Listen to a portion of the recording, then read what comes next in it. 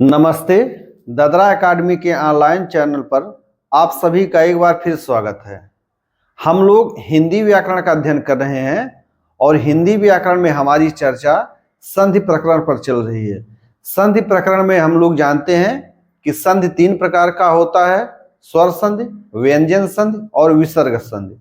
हम लोग स्वर संधि का अध्ययन कर रहे हैं और स्वर संधि में हम लोगों का अध्ययन कार्य दीर्घ स्वर संधि, गुण स्वर संधि और वृद्धि स्वर संधि पर समाप्त हो चुका है।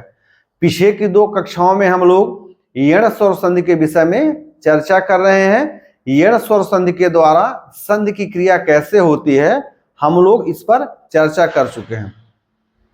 तो आज की कक्षा में हम लोग यण स्वर संधि युक्त कोई शब्द रहे उसका संधि विच्छेद कैसे करते हैं, इस पर चर्चा करेंगे। तो आइए कक्षा का प्रारंभ किया जाता है। हमारे अध्ययन का जो बिंदु है वह है स्वर संधि का जो चतुर्थ उपभेद होता है यण स्वर संधि। यण स्वर संधि क्या होता है? यण स्वर संधि यह स्वर संधि का चौथा उपभेद होता है, चौथा या चतुर्थ उपभेद होता है। यह क्या होता है? यह एक विजातीय स्वर संधि होता है, अर्थात इसमें जो प्रथम पद का अंतिम स्वर होता है और द्वितीय पद का जो प्रथम स्वर होता है वह दोनों असमान स्वर होते हैं। यण स्वर संधि की एक और विशेषता है कि इसमें मेल तो दो, यण स्वर संधि में मेल तो दो स्वर वर्ण करते हैं किंतु आदेश की क्रिया में व्यंजन वर्ण प्राप्त होते हैं। तो आइए हम लोग एक बार हल्की सी दृष्टि डाल लेते हैं। यण स्वर संधि का सूत्र होता है इको एणच। इको एण, इसका अर्थ क्या होता है कि एक प्रत्याहार के वर्ण, एक प्रत्याहार के वर्ण यण प्रत्याहार के वर्ण में एक प्रत्याहार के वर्ण यण प्रत्याहार के वर्ण में आदेश हो जाते हैं।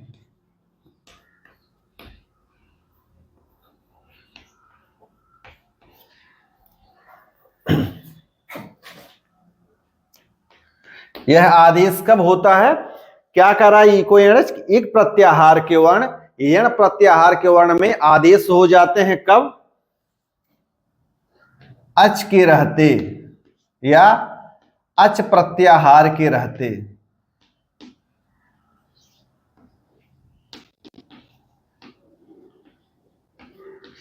यह यण स्वर संधि का जो सूत्र है इको एणच, उसकी क्या है? यह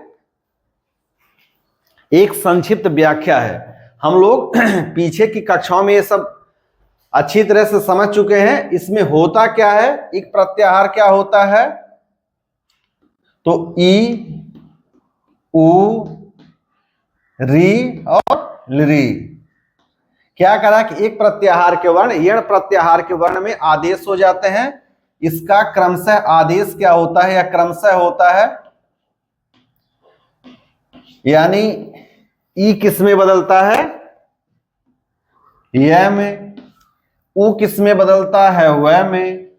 री किस में बदलता है? र में। और लरी किस में बदलता है? ल में। यहां तक बात समझ में आ गई होगी कि एक प्रत्याहार के वर्ण यण प्रत्याहार के वर्ण में आदेश हो जाते हैं। कब? अच प्रत्याहार के रहते। कब होते हैं यह? कि असमान स्वर के रहते। अब यह स्वर असमान क्यों होते हैं? हम लोग पीछे इसकी चर्चा कर चुके हैं। हम लोग यहां पर एक संक्षिप्त जानकारी ले रहे हैं। चूंकि हिंदी में लरी वर्ण का कोई भी शब्द प्रयुक्त नहीं होता है, इसलिए हम लोग यण स्वर संधि में लरी का लय में जो आदेश होता है उसके विषय में कोई भी अध्ययन नहीं करते हैं। यह तो हो गया कि स्वर संधि, यह हो गया कि यण स्वर संधि कैसे होता है, क्योंकि हम लोग स्वर संधि के अंतर्गत यण स्वर संधि में के द्वारा स्वर संधि करना हम लोग पीछे की 2 कक्षाओं में लगभग 100 उदाहरण से समझ चुके हैं। आइए हम लोग संधि विच्छेद आज समझते हैं। यण स्वर संधि युक्त शब्द का संधि विच्छेद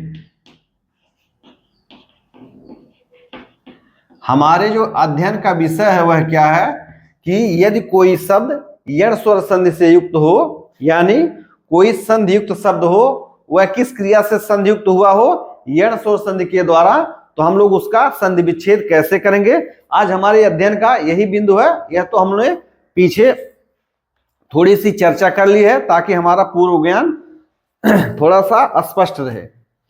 संधि क्या होता है कि संधि की क्रिया में 2 शब्द मेल करके एक संधि युक्त शब्द का निर्माण करते हैं। जबकि संधि विच्छेद क्या होता है, संधि विच्छेद की क्रिया में क्या होता है कि कोई संधि युक्त शब्द रहता है, हम उसको उनके मूल रूप में अलग कर देते हैं। यह संधि और संधि विच्छेद की प्रक्रिया हो गई। यण स्वर संधि में क्या होता है, तो यण स्वर संधि में 2 स्वर वर्णों का मेल होता है, जिसमें प्रथम पद का अंतिम वर्ण स्वर वर्ण द्वितीय पद के प्रथम वर्ण से असमान स्वर वर्ण से मेल करके आदेश की क्रिया करता है।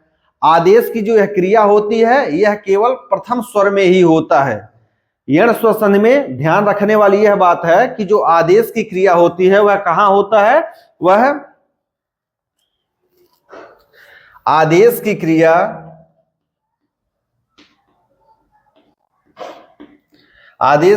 कहां होती है कि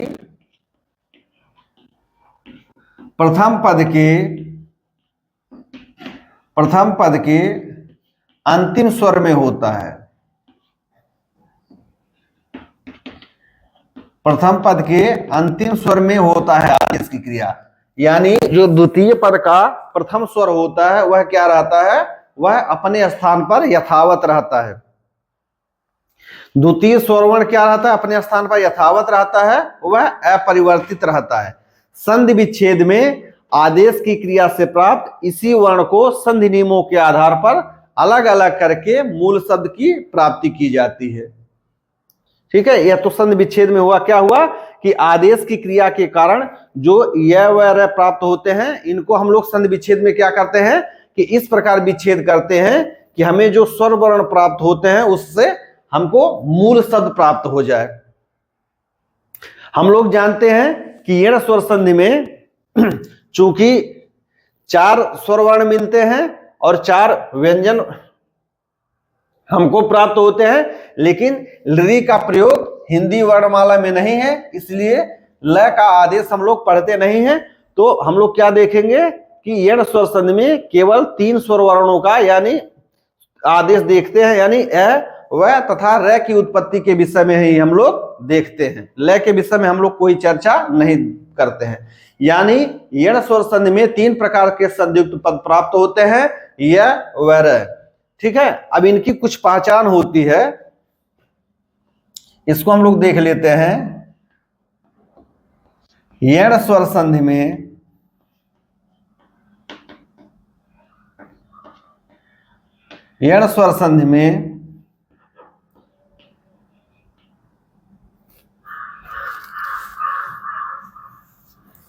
यण स्वर संधि में आदेश के उपरांत 3 वर्ण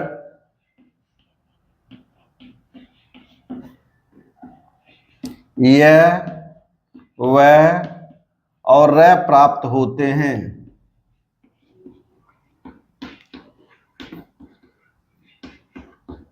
हम लोग जब यण स्वर संधि करते हैं तो हमें आदेश के उपरांत 3 वर्ण प्राप्त होते हैं। कौन कौन से? यह, वह तथा रह। यह अ व र जब प्राप्त होते हैं तो उसमें कुछ स्थितियां बनती हैं। तो इनकी 3 स्थितियां बनती हैं। क्या होता है कि यह के पूर्व अ के पूर्व सदैव, यह के पूर्व सदैव आधा व्यंजन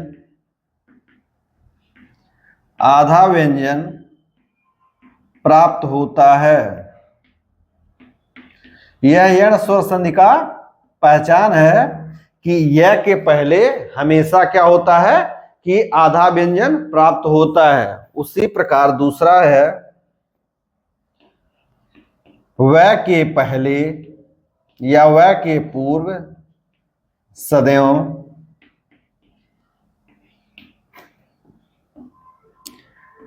आधा व्यंजन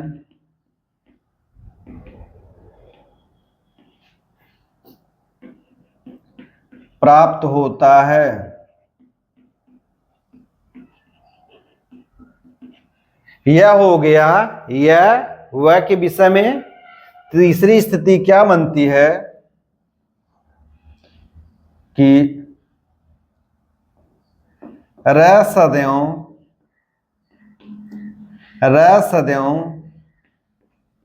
त्र के रूप में पाया जाता है या प्राप्त होता है। यानी यह वह रह कैसे प्राप्त होता है? तो अ और यह और वह के पूर्व हमेशा आधा व्यंजन रहता है, लेकिन र जो होता है वह क्या कहां पाया जाता है? वह सदैव त्रय के रूप में पाया जाता है। वह क्या होता है? सदैव त्रय के रूप में पाया जाता है। तो यह क्या हो गया? यण स्वर संधि युक्त शब्द का क्या हो गया? यह एक पहचान हो गया। यण स्वर संधि युक्त शब्द का यही 3 पहचान यदि हम लोग याद रखेंगे तो हमें कोई भी संशय नहीं होगा। हाँ, वह के पूर्व सदैव आधा व्यंजन प्राप्त होता है। तो इसमें कुछ ऐसे शब्द होते हैं जिसमें स्व उपसर्ग होता है। हम उसकी चर्चा भी आगे कर लेंगे। तो अब आइए हम लोग यण स्वर संधि का संधि विच्छेद कैसे करते हैं उसके विषय में देख लेते हैं। आप लोग इतना लिख लीजिए, बाकी का हम हटा दे रहे हैं।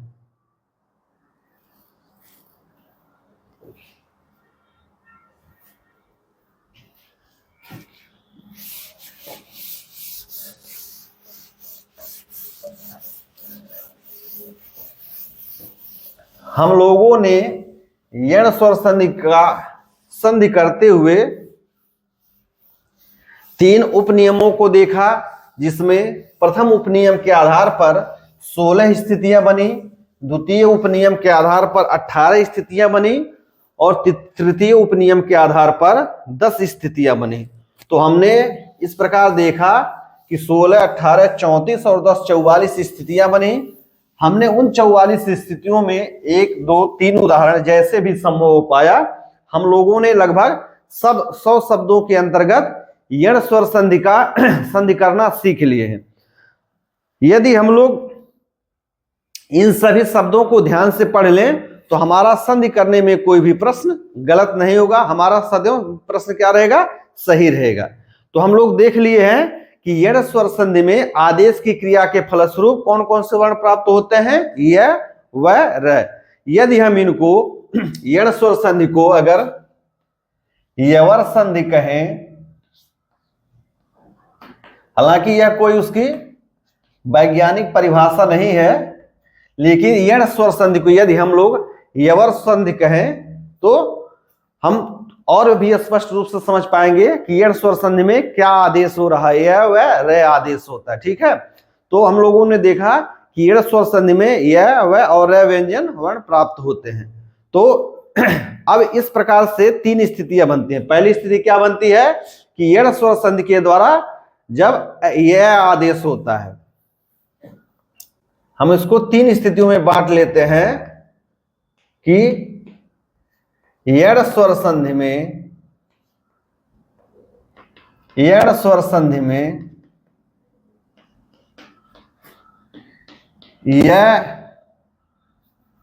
यण स्वर संधि में जब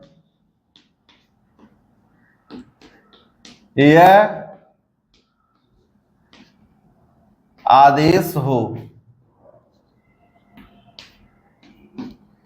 यण स्वर संधि में क्या हो कि जब यह आदेश हो,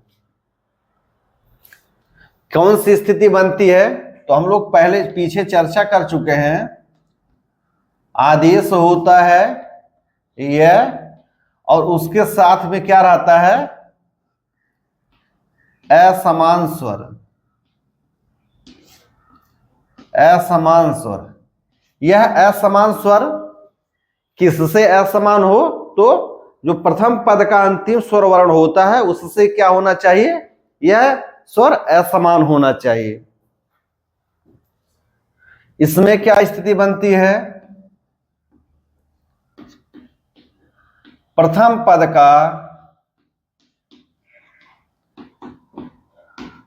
पद का अंतिम वर्ण क्या होना चाहिए? ह्रस्वी अथवा दीर्घी। अब असमान स्वर स्पष्ट हो गया कि माइनस कर दीजिए ह्रस्वी अथवा दीर्घी, अर्थात यह ह्रस्वी अथवा दीर्घनी नहीं होना चाहिए। क्यों नहीं होना चाहिए? कि यदि ह्रस्वी अथवा दीर्घी रहेगा तो वह क्या हो जाएगा? दीर्घ स्वर संधि में चला जाएगा। प्रथम पद का अंतिम वर्ण ह्रस्वी अथवा दीर्घी,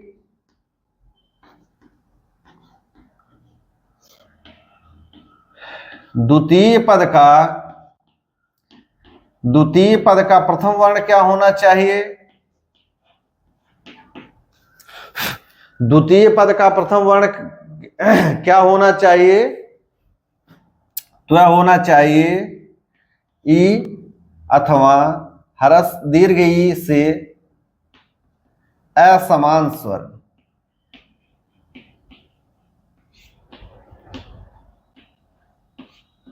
उम्मीद है यहां तक की क्रिया में किसी को कोई भी संशय नहीं हुआ होगा। फिर क्या होता है तो इसको हम लोग और स्पष्ट कर लेते हैं। यण स्वर संधि में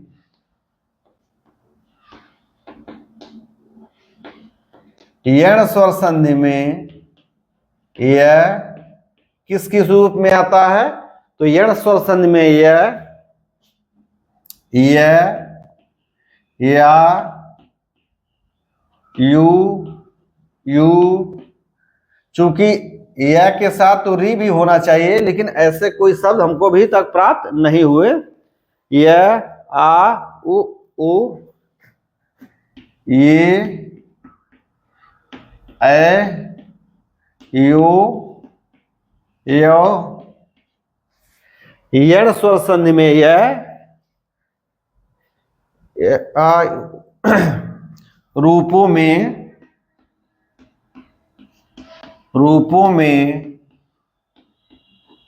पाया जाता है।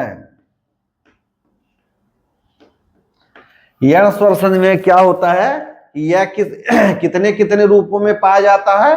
तो यण स्वर संधि में यह, या, यू, दीर्घ यू और इरी, ये, यो और य रूपों में पाया जाता है। यण स्वर संधि में क्या होता है कि यह कितने रूपों में? 1, 2, 3, 4, 5, 6, 7, 8, 9 रूपों में पाया जाता है। क्योंकि यह इरी के रूप में अभी तक कोई भी शब्द हमें प्राप्त नहीं हुआ है, तो हम लोग केवल 8 रूपों की ही चर्चा करेंगे कि जब यह इतने रूपों में 8 रूपों में पाया जाता है तो कौन कौन सी स्थिति बनती है, या उसका हम लोग संधि विच्छेद कैसे कर सकते हैं। और दूसरी स्थिति क्या होती है कि यह या यानी यह जो वर्ण है या के रूप है, वह क्या है कि इनके पूर्व हमेशा आधा व्यंजन आना चाहिए। इनके पूर्व क्या होना चाहिए? हमेशा आधा व्यंजन आना चाहिए। तो और आगे लिख लेते हैं। इस आधार पर इस आधार पर य के साथ निम्नलिखित स्थितियां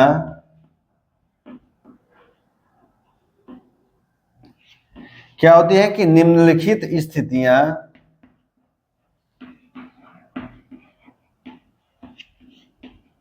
बनती हैं।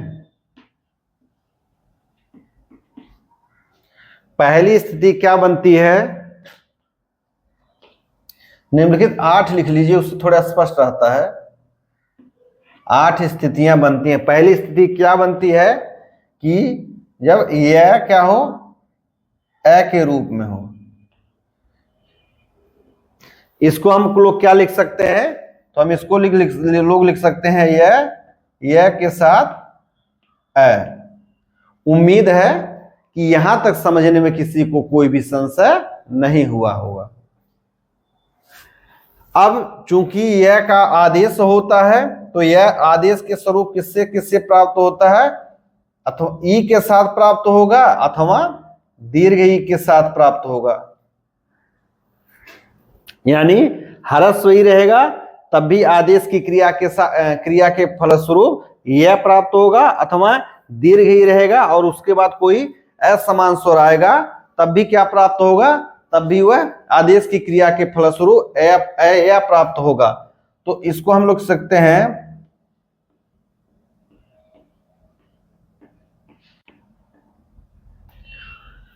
यानी कि यदि हल सहित यह जब ए रूप में आता है तो क्या होता है, यह को हम लोग यह और ए लिख सकते हैं।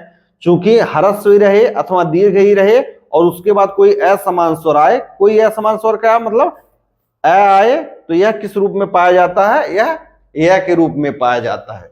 उम्मीद है कि यहां तक आप लोग समझ पा रहे हैं। आइए हम लोग इसका उदाहरण देख लेते हैं। तो मान लीजिए हमें एक शब्द हमको संधि विच्छेद करना है। शब्द है व्यर्थ। शब्द है क्या, व्यर्थ। हम लोग पढ़ चुके हैं कि संधि विच्छेद कैसे किया जाता है। हम इसको हटा दे रहे हैं।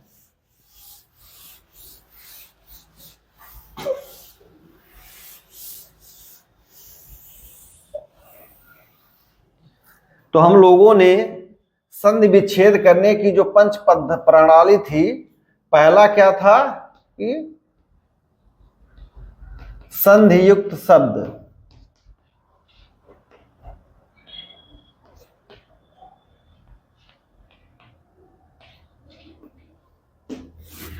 पहला सोपान या पहला चरण क्या होता है, संधि युक्त शब्द होता है। दूसरा क्या होता है, संधि अक्षर होता है।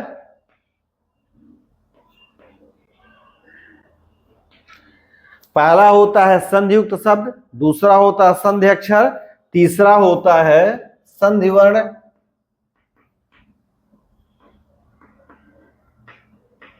संधि वर्ण कौन से होते हैं, चौथा जो चरण होता है वह होता है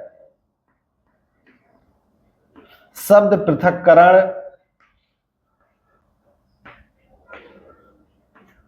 और जो चौथा चरण होता है वह होता है शब्द युग्म। वह क्या होता है, वह होता है शब्द युग्म। तो हम इसको यहां ऊपर लिख दे रहे हैं। यह कब प्राप्त होगा, यह के साथ ए। यह कब प्राप्त होता है, तो ह्रस्व ई का मेल ऐसे हो अथवा दीर्घ ई का मेल जब ऐसे हो तो क्या होता है, यह आदेश होता है। हम लोग किसका संधि विच्छेद कर रहे हैं, तो एक शब्द है व्यर्थ का। अब यहां नीचे हम हटा दे रहे हैं ताकि अभी हमने चर्चा किया है कि यण स्वर संधि की पहली पहचान क्या होती है कि यह के पूर्व क्या हो, आधा व्यंजन होना चाहिए। तो हम लोग देख रहे हैं यहां पर क्या है, यह के पहले आधा व्यंजन है। ठीक, तो हमें क्या मिल गया, पहले मिल गया तो हम लोग जान गए कि यह यण स्वर संधि है। हमें क्या प्राप्त हो गया, एक संधियुक्त शब्द हो गया। उसके बाद हम लोग देखते हैं कि यहाँ संधि अक्षर क्या है, यानी कौन सा वह वर्ण है जहां पर संधि की क्रिया हुई है। तो यदि हम लोग इसको ध्यान से देखेंगे तो चूंकि यह क्या है, इसमें अ स्वर है और कहीं हमको नजर नहीं आ रहा है, तो हमको यही देखना है कि हमको हमारा जो संधि अक्षर वह कहाँ है, वह और य के मध्य में है। कहाँ है, वह और य के मध्य में है। तो हम इसको इस प्रकार से लिख सकते हैं। हम लोग क्या करेंगे, इसका वर्ण विच्छेद कर देंगे। तो यानी हमारा संधियुक्त शब्द कहाँ मिल गया, संधि अक्षर क्या मिल गया, हमारा यह मिल गया। अब हम लोग देखेंगे कि संधि वर्ण इसमें कौन कौन सा होता है। तो हम इसको यहां लिख सकते हैं, फिर वह यहां लिख देंगे। फिर यह को हम लोग किस रूप में तोड़ सकते हैं, यह को हम लोग किस रूप में तोड़ सकते हैं। तो थोड़ा इसको बड़ा लिख लिया जाए।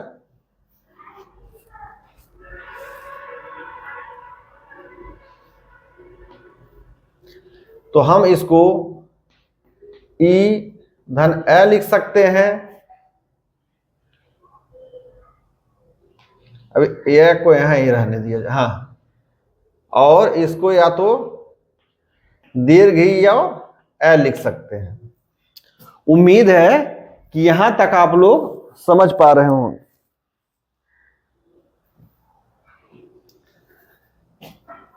हम फिर यहां वह लिख देंगे। अब हम लोग शब्द बनाएंगे, वह धन ह्रस्वी धन अर्थ, या बनेगा वह धन दीर्घी धन अर्थ। अब हमारे पास शब्द क्या बना, इससे बना वी धन अर्थ, और इससे क्या बना, इससे बना वी धन अर्थ।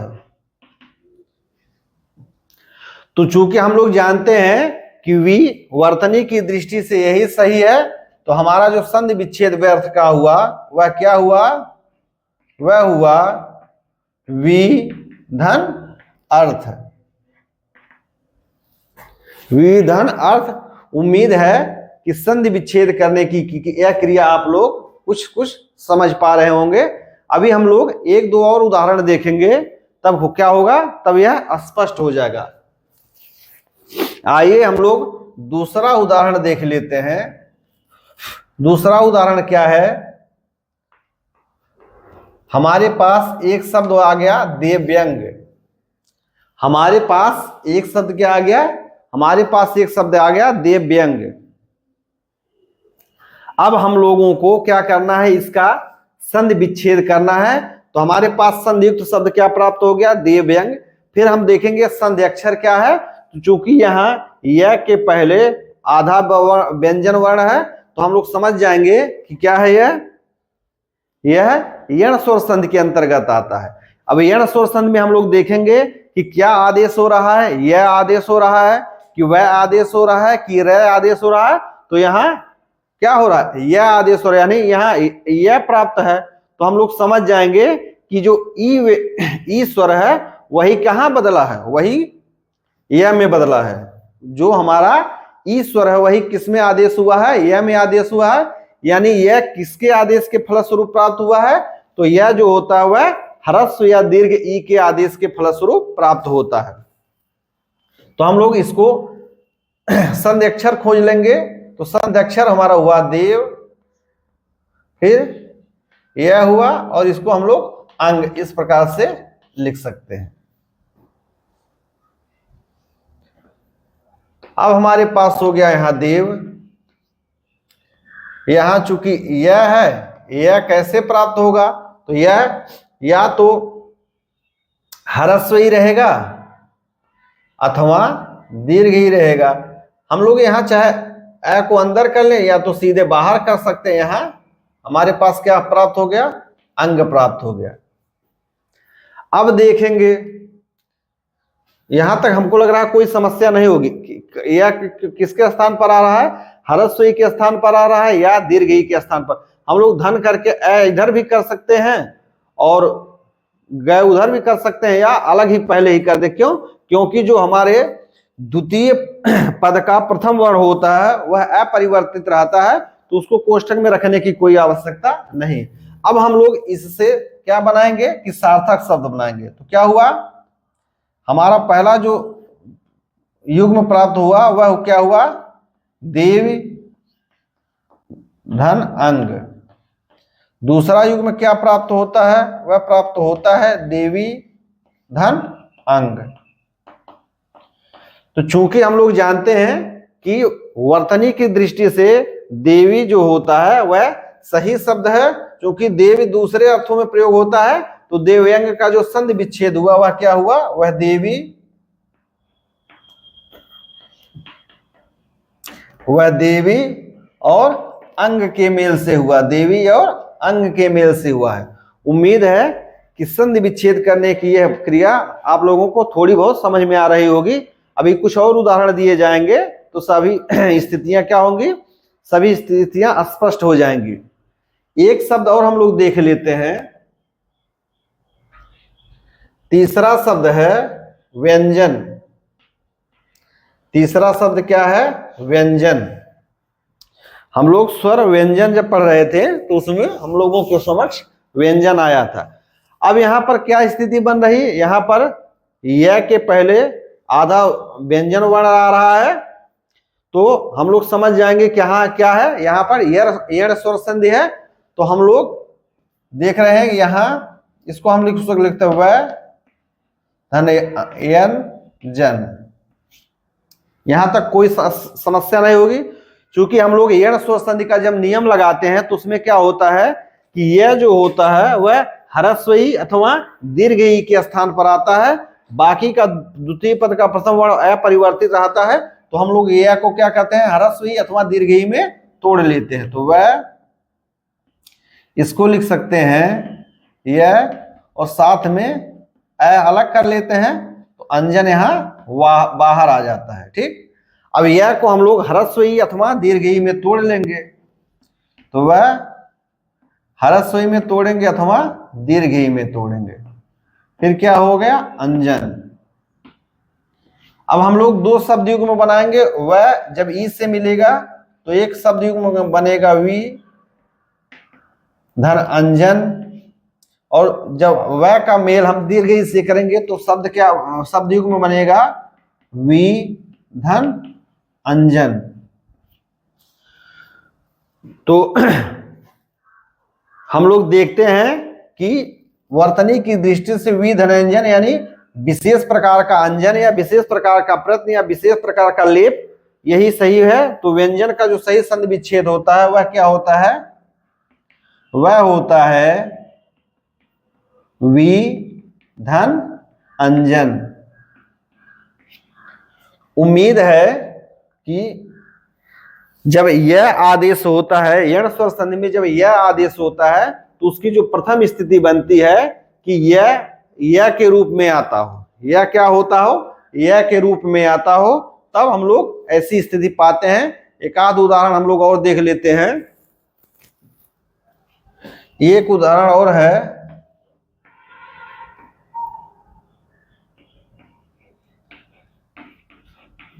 शब्द है नद्यर्पण, और इसका जो संधि विच्छेद होगा वह होगा नदी का मेल अर्पण से होता है।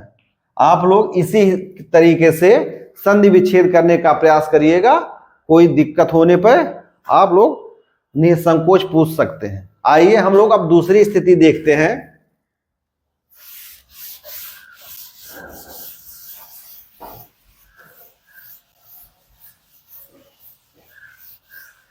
दूसरी स्थिति क्या होती है,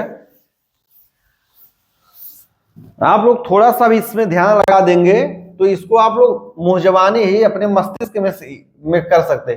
दूसरी स्थिति क्या बनती है कि यह जो होता है वह या के रूप में पाया जाता है। तो इसमें क्या होता है, यह के बाद आ रहता है, यानी द्वितीय पद का प्रथम वर्ण क्या रहेगा? आ रहेगा। यह कब आदेश होता है? तो ह्रस्व ही रहे अथवा दीर्घ ही रहे, और साथ में ही द्वितीय पद का प्रथम वर्ण क्या रहे? आ रहे। उम्मीद है कि यह क्रिया आप लोग समझ पा रहे होंगे। यदि आप लोग पूर्व की 2 कक्षाओं को देखे हैं तो यहां तक समझने में आप लोगों को कोई भी संशय नहीं हुआ होगा। अब आइए हम लोग इसका देख लेते हैं उदाहरण।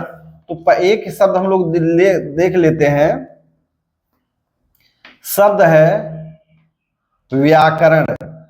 शब्द क्या है? व्याकरण। यानी हमें संधियुक्त शब्द क्या प्राप्त हो गया? व्याकरण। हम लोग देख रहे हैं कि यह के पहले आधा व्यंजन है, तो हम लोग समझ जाएंगे कि यह यण स्वर संधि है। हम लोग इसको क्या लिख सकते हैं? वह को हल सहित, फिर यह को भी हल कर लेते हैं, फिर क्या हुआ? आकरण। तो हम लोग आकरण के चक्कर में नहीं पड़ेंगे, हम लोग यहाँ यण स्वर संधि को केवल समझ रहे हैं, तो हम लोग केवल यह को देखेंगे। अब हम लोग जानते हैं कि यह कब मिल सकता है, आदेश होता है तो ह्रस्व ही रहे अथवा दीर्घ ही रहे। यानी वह यहां है, यहां ह्रस्व ही रहे अथवा दीर्घ ही रहे, फिर क्या हो गया? आकरण। क्या हो गया? आकरण। अब 2 स्थितियां बनती हैं, या तो बनेगा हमारे पास वी धन आकरण, दूसरी स्थिति बनेगी कि वी धन आकरण। तो हम लोग जानते हैं कि वी धन आकरण वर्तनी की दृष्टि से सही है। यह वी संस्कृत में कोई शब्द नहीं होता है, तो हमारा व्याकरण का जो संधि विच्छेद हुआ वह क्या हुआ? वह हुआ वी धन आकरण। व्याकरण का जो सही संधि विच्छेद हुआ क्या हुआ? वह क्या हुआ? वह हुआ वी धन आकरण। एक शब्द हम लोग और देख लेते हैं, शब्द है दूसरा प्रत्याशा। शब्द क्या हुआ? शब्द हुआ प्रत्याशा। यण स्वर संधि की बहुत सीधी पहचान होती है कि यह हो यथा वह हो, उसके पहले आधा व्यंजन वर्ण आएगा और यह के साथ जो भी स्वर लगा रहेगा वह क्या होगा? वह द्वितीय पद का प्रथम स्वर रहेगा। और यह को क्या करेंगे? ह्रस्वी अथवा दीर्घई में तोड़ देंगे। तो हमें बहुत अधिक परिश्रम करने की आवश्यकता नहीं है। हम लोग इसको और अलग कर देते हैं। संधि वर्ण क्या हुआ हमारा? यह है, तो हम इसको लिख सकते हैं प्रत धन यह धन आशा।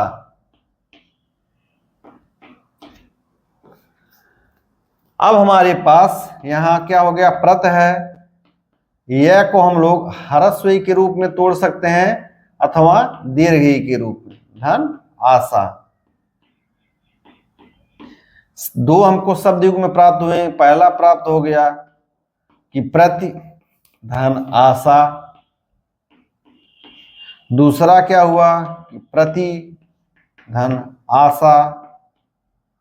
तो चूंकि वर्तनी की दृष्टि से प्रति शब्द सही है, प्रति गलत है, तो हमारा प्रत्याशा का जो संधि विच्छेद हुआ वह क्या हुआ? वह हुआ प्रतिधन आशा। क्या हुआ? प्रतिधन आशा। इसी प्रकार से 2 शब्द और हम लिख दे रहे हैं। एक शब्द है दिव्यागमन और दूसरा शब्द है नद्यामुख।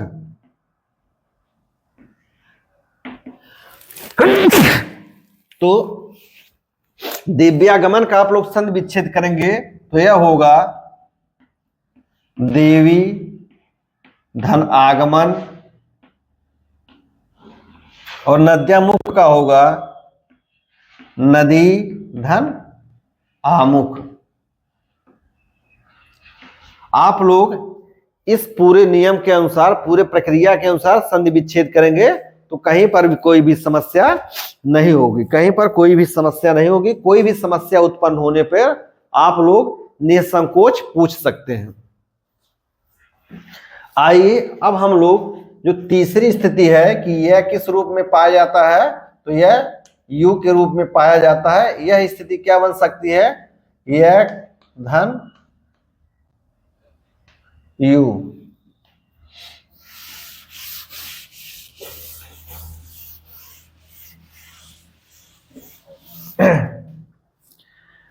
अब यह को हम लोग दो रूप में तोड़ सकते हैं, ह्रस्वई धन u या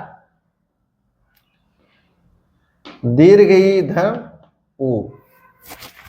ह्रस्वई धन u और दीर्घई धन u, इस रूप में हम लोग क्या कर सकते हैं, u को तोड़ सकते हैं। एक शब्द है अभ्युदय। हमारे पास एक संधियुक्त शब्द क्या प्राप्त हो गया, तो हमें एक संधियुक्त शब्द प्राप्त हो गया अभ्युदय। तो हम लोग देखेंगे कि यहाँ यह है और यह के पहले क्या है, आधा व्यंजन वर्ण है, तो हम लोग समझ जाएंगे कि यहाँ कौन सी स्वर संधि है, यहाँ पर यण स्वर संधि है। तो हमारा संधियुक्त शब्द क्या मिल गया, अभ्युदय। हम लोग संधि अक्षर क्या देख लिए, तो संधि अक्षर क्या हुआ, यू हो गया। तो हम लोग अब संधि वर्ण की पहचान करेंगे। तो आइए हम लोग इसको देख लेते हैं। यह हो गया अब है धन युदय। तो चूंकि यण स्वर संधि में यह आदेश होता है, तो हम लोग क्या करेंगे, इसको और आगे तोड़ लेते हैं। यह क्या बन गया, अब है यह धन, चूंकि यहां छोटा ऊ है तो यहां उदय हम लोग कर देंगे। ठीक, यहां तक समझने में कोई संशय नहीं हुआ होगा। अब आइए हम लोग यह को दो रूपों में विभक्त कर सकते हैं। यानी यह कब आदेश होगा, या तो छोटी ई रहे अथवा बड़ी रहे, यानी ह्रस्व रहे ई रहे अथवा दीर्घ ई रहे, और बाद में क्या आएगा, उदय आएगा। ठीक, अब हम लोग इसको और जोड़ते हैं, इसको जोड़ते हैं, शब्द बनाते हैं। तो पहला हुआ अभि का मेल उदय से हो, या अभी का मेल उदय से हो। तो हम लोग जानते हैं कि वर्तनी की दृष्टि से अभी और उदय जो होता है वह अभ्युदय की सही व्याख्या करता है। संधि विच्छेद हम लोग तभी स्पष्ट रूप से कर पाएंगे, हमें क्या होगा, जब शब्द का सही अर्थ ज्ञात होगा। आइए हम लोग एक दो उदाहरण क्या करते हैं, एक दो उदाहरण हम लोग क्या करते हैं और देख लेते हैं। एक शब्द और है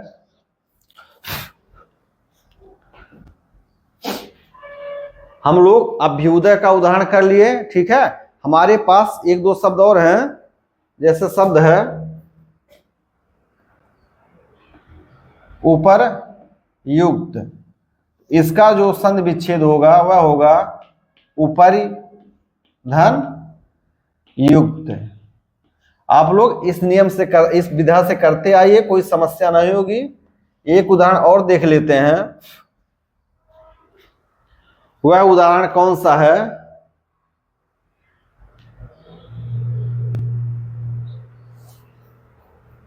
वह है सुधयुपास्य। वह क्या है, वह है सुधयुपास्य। इसका जो संधि विच्छेद होगा वह होगा सुधि का मेल उपास्य से होगा। सुधि का मेल किससे होगा, उपास्य से होगा। वह क्या हो गया, सुधयुपास्य। एक शब्द और हम लोग देख लेते हैं, स्त्रियोचित। स्त्रियोचित हुआ, इसका क्या हो गया, स्त्री धन उचित। एक और शब्द हुआ स्त्रियोचित हुआ, इसका क्या संधि विच्छेद होता है, तो इसका संधि विच्छेद होता है स्त्री धन उचित। आप लोग इसी आधार पर संधि विच्छेद करते आइए, कोई संशय कोई समस्या होने पर आप लोग स्पष्ट रूप से पूछ सकते हैं। आइए अब जो चौथी स्थिति बनती है हम लोग उसको देख लेते हैं।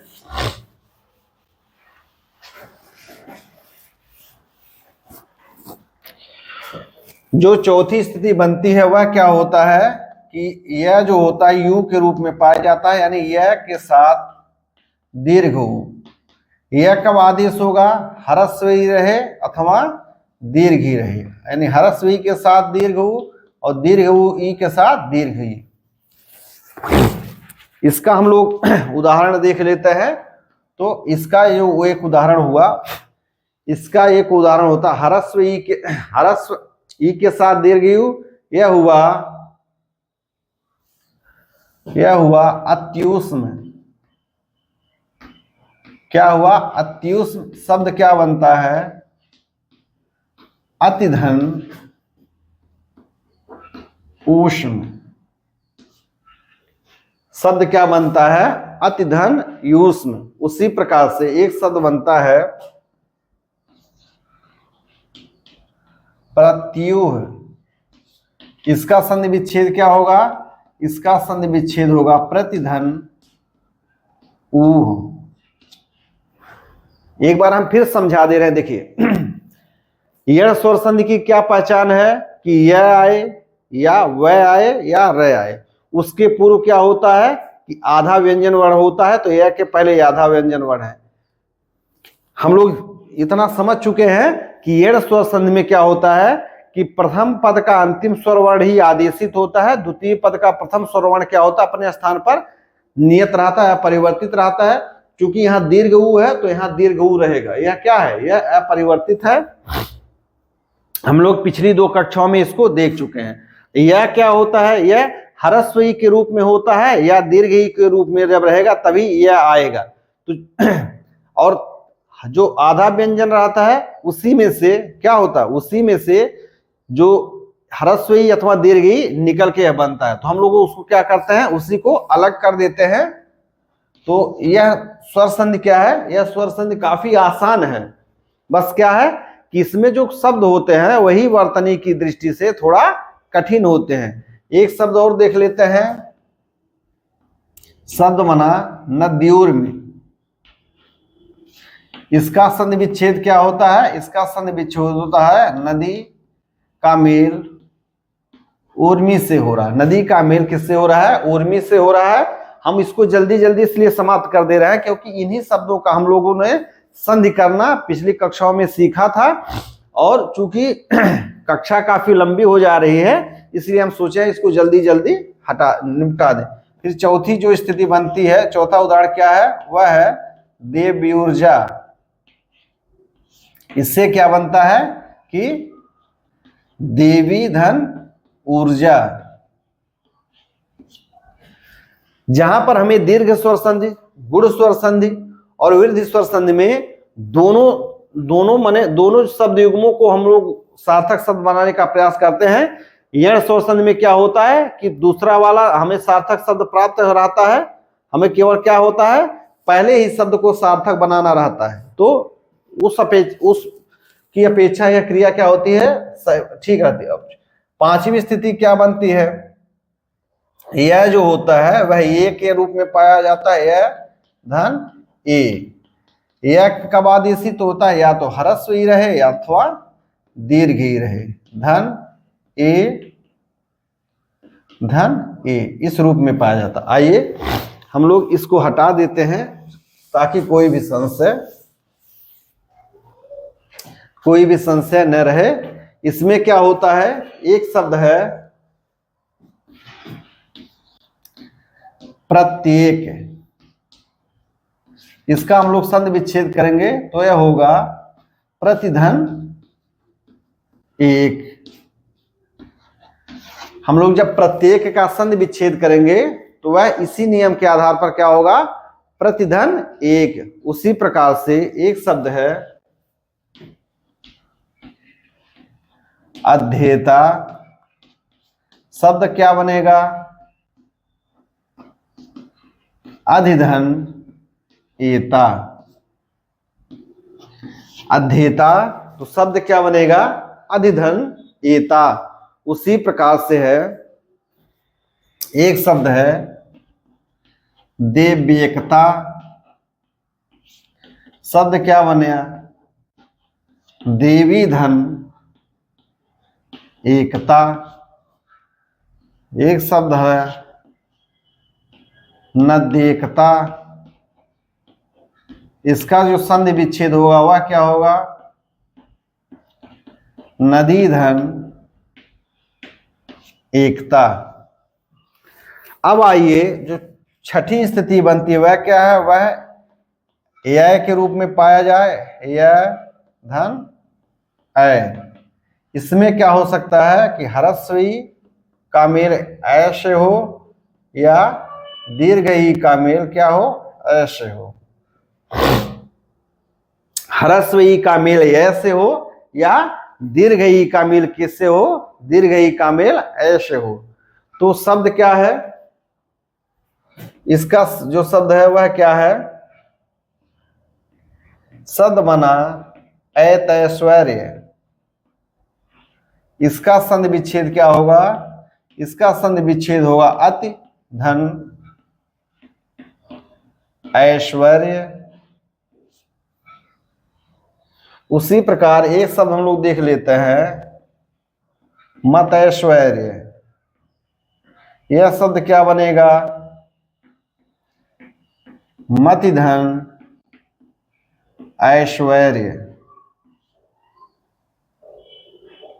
एक शब्द है देवैश्वर्य, इसका संधि विच्छेद क्या हुआ, देवी धन ऐश्वर्य। आप लोग इधर वाला अलग है, इसको हम हटा दे रहे हैं ताकि संशय न हो। देवी धन ऐश्वर्य बराबर क्या हो गया, देवैश्वर्य। उसी प्रकार से नद ऐश्वर्य क्या हो गया, नदी धन ऐश्वर्य। अब जो है सातवीं स्थिति क्या बनती है,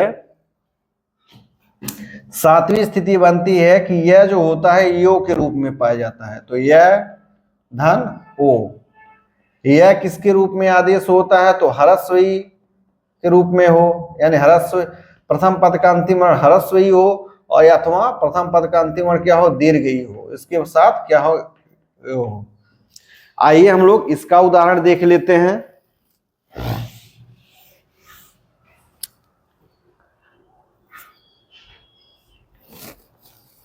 इसका एक उदाहरण है, शब्द है दध्योदन। इसका संधि विच्छेद क्या हुआ, तो इसका संधि विच्छेद होता है दधि धन ओदन, दधि धन ओदन, दध्योदन दधि धन ओदन। इसी प्रकार एक शब्द है अत्योज। तो हम लोग जानते हैं कि द्वितीय पद का प्रथम वर्ण यानी ओ क्या है, अपरिवर्तित रहेगा। तो यहाँ क्या हो गया, ओज हो गया और यहाँ शब्द बनेगा अति, अति धन ओज बराबर अत्योज। उसी प्रकार एक उदाहरण और हम लोग देख लेते हैं, वह क्या है, शब्द है देव्योज। यह क्या बनेगा, देवी धन ओज। चौथा शब्द बना दे हम लोग नद्योज, इसका संधि विच्छेद होगा नदी धन ओज। इसकी आठवीं स्थिति क्या बनती है कि यह जो है यो के रूप में पाया जाए, यानी यह के बाद कौन सा स्वर आए, औ आए। यह क्या हो सकता है, या तो ई के बाद औ आता हो या दीर्घ ई के बाद औ आता हो, या तो ह्रस्व ई के बाद औ आता हो या दीर्घ ई के बाद औ आता हो। तब हमें कहां शब्द में क्या पाया मिलेगा, तो हमें शब्द में तब यो पाया जाएगा, तब हमें शब्द में क्या मिलेगा, यो आएगा। तो शब्द हम लोग देख लेते हैं, आप लोग इसको नोट कर लीजिए। शब्द है अत्योदार्य। तो हम लोग इसका जब संधि विच्छेद करेंगे तो यह होगा अति धन औदार्य। अति धन औदार्य, दूसरा है देव्यौदार्य। शब्द का क्या बनेगा? देवी धन औदार्य। अति धन औदार्य और देवी धन औदार्य। उसी प्रकार एक शब्द और देख लेते हैं, शब्द है अत्योचित। अत्योचित शब्द क्या बना? अति का मेल जब औचित्य से हो, अति का मेल जब औचित्य से हो तो शब्द क्या बनेगा? अत्योचित्य। उसी प्रकार एक शब्द आप लोग और देख लीजिए, एक शब्द है वाण्योचित्य। इसका जो संधि विच्छेद होगा वह होगा वाणी धन औचित्य। तो यह स्वर संधि के द्वारा जब यह आदेश होता है तो यही 8 स्थितियां प्राप्त होती हैं। हमने 1-2 स्थितियों का संधि विच्छेद करने की क्रिया बताई, बाकी का हमने सीधे सीधे लिख दिया है, चूंकि कक्षाएं लंबी हो जा रही हैं और कोई इसमें दम नहीं है। आप लोग नियम का केवल पालन करेंगे तो कोई संशय नहीं रहेगा। तो आप लोग इसको अपने हिसाब से करने का प्रयास करिए। जो संधि करने की पंच प्रणाली, पंच सोपान है, आप उसका पालन करते हुए संधि करेंगे। आप लोग यदि कुछ शब्दों का संधि विच्छेद उसी तरह से कर लेंगे तो कोई संशय नहीं होगी। आइए हम लोग अब दूसरी स्थिति को देख लेते हैं। वह दूसरी स्थिति क्या होती है?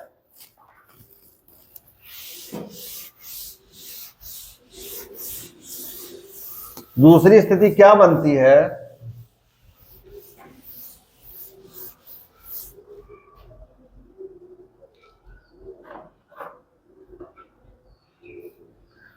दूसरी स्थिति क्या बनती है कि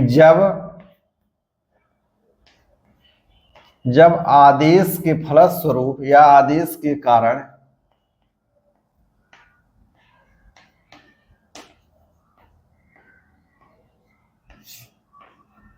वह वर्ण प्राप्त हो।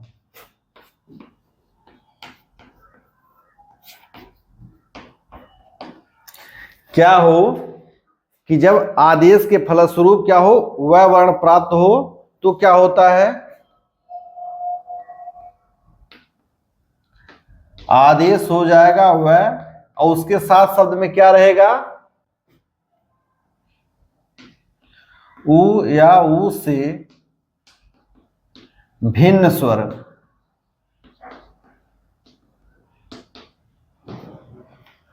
इसमें क्या रहेगा? तो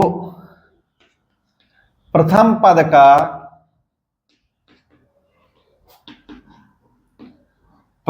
का अंतिम वर्ण क्या रहेगा? ह्रस्व अथवा दीर्घ। द्वितीय पद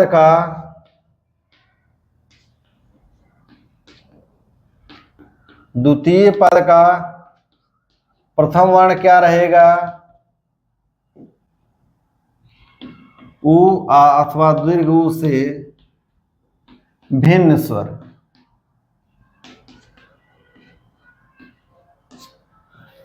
उम्मीद है कि यण स्वर संधि की परिभाषा के आधार पर आप लोग इसको समझ पा रहे होंगे। फिर क्या स्थिति बनती है कि यण स्वर संधि में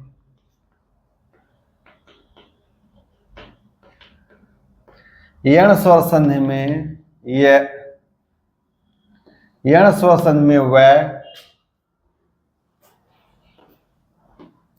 वह वा वी वी व्री वे वै वो वाओ रूपों में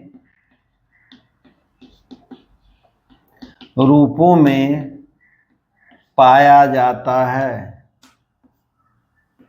यण स्वर संधि में क्या होता है कि वह जो होता है वह के रूप में पाया जाता है, वा के रूप में पाया जाता है, वी के रूप में पाया जाता है, वी के रूप में, व्री के रूप में, वे, वह, वो और वव के रूप में पाया जाता है। तो आइए हम लोग इसका भी कुछ उदाहरण देख लेते हैं। तो प्रथम स्थिति क्या बनती है कि वह किसके रूप में पाया जाता हो, वह के रूप में। इसको हम लोग सकते वह के बाद कौन सा स्वर आ सकता है, तो वह के बाद यदि अ स्वर रहेगा तो हल सहित वह के रूप में पाया जाएगा। यानी वह कब पाया जाएगा, तो वह हल सहित वह जब अ स्वर के साथ रहेगा तो वह के रूप में पाया जाएगा। अब वह किसके स्थान पर आदेशित हो रहा है, तो वह या तो हरस उ के स्थान पर आदेशित हो रहा है अथवा दीर्घ उ के स्थान पर आदेशित हो रहा है। तो बाद वाला स्वर चूंकि अपरिवर्तित रहता है तो वह अपने स्थान पर क्या रहेगा, अपरिवर्तित रहेगा। उम्मीद है यह क्रिया आप लोग समझ पा रहे होंगे, यहां तक कोई भी संशय नहीं हुआ होगा। अब आइए हम लोग इसका एक दो उदाहरण देख लेते हैं। जैसे एक उदाहरण है मधवरी। एक उदाहरण क्या है, मधवरी है। तो हमें संधियुक्त शब्द क्या प्राप्त हो गया, मधवरी। संधि अक्षर क्या है, तो चूंकि यण स्वर संधि है तो वह है, और वह के बाद क्या है, आधा व्यंजन है। तो हम लोग जान गए यण स्वर संधि क्या है, हमारा संधि अक्षर क्या है, वह है। अब हम लोग संधि वर्ण देखेंगे तो हम इसको लिख सकते हैं मध व वरी लिख सकते। इसी प्रकार एक स्टेप और बढ़ा देते हैं, यह हो गया मध व अ और री। क्योंकि वह से हम लोग री को अलग कर दे रहे हैं, क्यों, क्योंकि हमें हल सहित वह ही आदेशित मिलता है। हमें क्या मिलता है, हल सहित वह ही आदेश में मिलता है। तो हम लोग हल सहित अ को वह को क्या कर रहे हैं, अलग कर दे रहे हैं। अब वह कब मिलता है, तो या तो हरस उ रहे अथवा दीर्घ उ रहे। तो हम यहां पर क्या लिख सकते हैं, मध वह के स्थान पर हरस उ अथवा दीर्घ उ और अरि। अब हम मध से हरस उ और दीर्घ उ से मिला करके कोई सार्थक शब्द बनाएंगे। चूंकि हमारा द्वितीय पद का प्रथम स्वर वर्ण क्या है, स्पष्ट रहता, तो अरि माने दुश्मन हो गया, वो बना हुआ। अब बना क्या, मधु धन अरि या मधु धन अरि। तो हम लोग जानते हैं कि हमारे पौराणिक कथाओं के आधार पर मधु और कैटभ नाम के दो राक्षस थे, और यहाँ पर उन जो मधवर शब्द होता है वह भगवान विष्णु के लिए प्रसिद्ध है। भगवान विष्णु का एक नाम है, यानी वह मधु के अरि, यानी जो मधु नामक राक्षस के अरि हैं वही क्या है, मध्वरी हैं। तो हमारा मध्वरी का जो सही संधि विच्छेद हुआ क्या हुआ, वह मधुधन अरि हुआ। चूंकि मधु कोई शब्द नहीं है, मधु नामक राक्षस था, तो हमारा जो सही संधि विच्छेद हुआ क्या हुआ, वह हुआ मधवरी का मधुधन अरि हुआ, मधुधन अरि हुआ। उसी प्रकार से एक शब्द है स्वस्ति। एक शब्द है स्वस्ति, यहां वह है स्वस्ति। तो हम लोग देख रहे हैं कि यहां वह के पहले आधा व्यंजन वर्ण है, तो यहां यण स्वर संधि होगा। हम इसको हम लोग लिख सकते हैं स व धन अस्ति। हम लोग एक स्टेप यहां से कम कर दिए हैं, स व धन अस्ति। हम से यहां पर रखेंगे, वह के स्थान पर हम लोग हरस्व उ लिख सकते हैं या दीर्घ उ लिख सकते हैं, धन अस्ति। हम लोग बनाएंगे सु धन अस्ति या शु धन अस्ति। तो हम लोग जानते हैं कि स्वस्थ का मतलब होता है जो अच्छा हो, सुंदर हो, या जो सुंदर अच्छा होना होता है। तो स्वस्थ का जो सही संधि विच्छेद हुआ वह हुआ सु धन अस्ति। तो उम्मीद है कि संधि विच्छेद करने की यह प्रक्रिया आप लोग समझ पा रहे होंगे। इसी प्रकार से एक शब्द है बधवर्थ। शब्द क्या है? बधवर्थ। हम इसको हम समझा दे रहे हैं, बाकी हम इसको लिख सकते हैं। देखिए यहां पर क्या है, यहाँ व के पहले आधा व्यंजन है, तो यहाँ पर यण स्वर संधि होगा, हम लोग पहचान गए, क्योंकि व क्या है, व के रूप में आया है, यानी इसके साथ अ स्वर जुटा हुआ है। तो हम इसको लिख सकते हैं बध धन व धन अर्थ। अब हम इसको लिख सकते हैं बध, व को हम लोग लिख सकते हैं ह्रस्व उ अथवा दीर्घ उ धन अर्थ। हमारा शब्द क्या बना? वध को हम एक बार ह्रस्व उ के साथ मेल करेंगे, एक बार दीर्घ उ के साथ, तो शब्द क्या बना? वधु धन अर्थ। दूसरा बना वधु धन अर्थ। तो हम लोग जानते हैं कि वधु की सही वर्तनी वधु धन अर्थ होता है, इसलिए वधवर्थ का सही संधि विच्छेद क्या हुआ? वधु धन अर्थ। यानी वधवर्थ का जो सही संधि विच्छेद हुआ क्या हुआ? वह वधु धन अर्थ हुआ। इसी प्रकार एक शब्द है सरयंबु, सरयू धन अंबु से। तो आइए अब हम लोग दूसरी स्थिति को देख लेते हैं।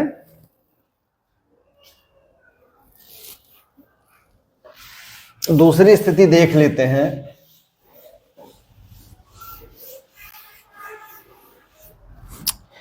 दूसरी स्थिति क्या होती है?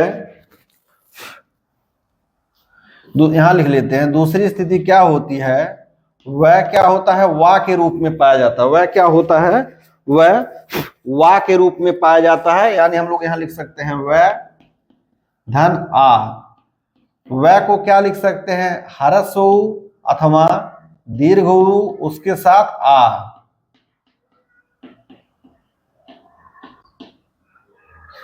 ह्रस्व उ या दीर्घ उ उसके साथ आ, यानी जहां पर वा रहेगा हम लोग समझ जाएंगे कि यह ह्रस्व उ या दीर्घ उ के साथ आ का मेल हुआ है।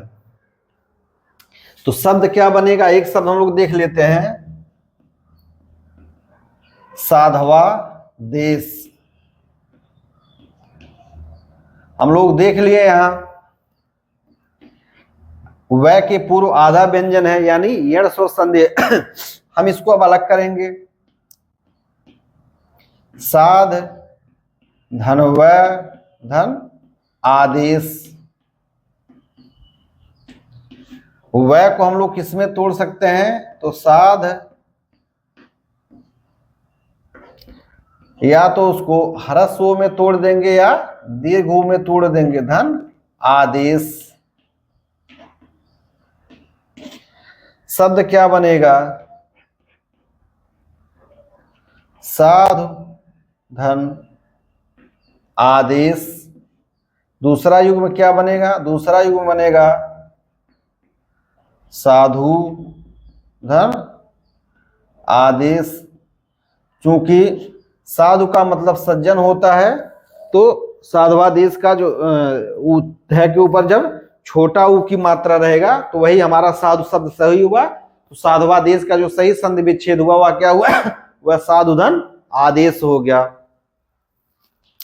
उसी प्रकार एक शब्द और है जो परीक्षाओं में अक्सर पूछा जाता है, वह क्या? उसको देख लेते हैं। वह है दूसरा स्वागत। क्या है? वह स्वागत है। अब हम लोगों को इसका क्या करना है? संधि विच्छेद करना है। तो हमें संधि युक्त शब्द क्या प्राप्त हो गया? स्वागत। हम लोग देख रहे हैं यहाँ वह से पहले आधा व्यंजन है, तो हम लोग यहाँ पर यह समझ जाएंगे कि हमें क्या करना है। यण स्वर संधि से शब्द प्राप्त है, तो हमारे पास संधि युक्त संधि अक्षर क्या हुआ? हमारा वह है, तो हम इसको लिख सकते हैं स धन व धन आगत। चूंकि ये शब्द इंपॉर्टेंट है तो हम लोग इसको एक बार और एक स्टेप और बढ़ा देते हैं। स धन वागत। तो हम लोग जानते हैं कि यण स्वर संध में द्वितीय पद का प्रथम स्वर वर्ण अपरिवर्तित रहता है, तो हम इसको भी अलग कर लेंगे, यानी वह धन यहां हो गया क्या, आगत। वह को हम लोग दो रूपों में तोड़ सकते हैं, या तो ह्रस्व उ रहेगा या तो दीर्घ उ रहेगा, प्लस आगत। हम इसको क्या लिख सकते हैं, तो हम इसको लिख सकते हैं सु धन आगत या शु धन आगत। तो हम लोग जानते हैं कि स के साथ जो छोटा उ या ह्रस्व उ की मात्रा है वही सु सही है, तो स्वागत का जो संधि विच्छेद हुआ क्या हुआ, वह सु धन आगत हुआ। उम्मीद है कि यह बात आप लोग समझ पा रहे होंगे। उसी प्रकार एक शब्द और है बधवा देश। इसका संधि विच्छेद होगा वधु धन आदेश। आप लोग स्वतः करिएगा। चौथा जो शब्द है वह है बधवा गमन। इसका जो संधि विच्छेद हुआ वह होगा बधु धन आगमन। उम्मीद है कि आप लोग संधि विच्छेद करने की यह क्रिया, यह विधा समझ पा रहे होंगे। आइए हम लोग तीसरी स्थिति देख लेते हैं।